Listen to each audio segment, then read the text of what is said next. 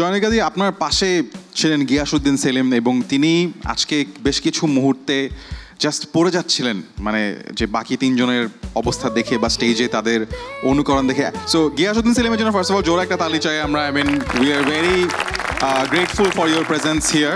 So but Giasuddin Selim, if you had to among this three, আপনার কাছে আসলে ফেভারিট জাজ কে এবং কেন? এই তিনজনের মধ্যে কে? অবশ্যই মিথিলা। মিথিলা কিন্তু নড়ে চড়ে বসেছে।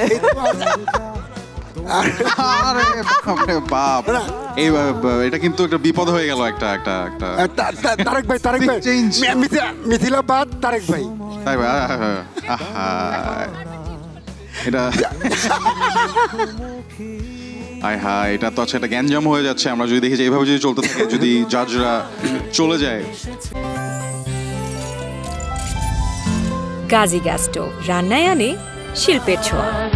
সামনে দাঁড়াবার খুঁজছে তোমায় মঞ্চ তোমার, দাও সারা আবার ভিড় কেটে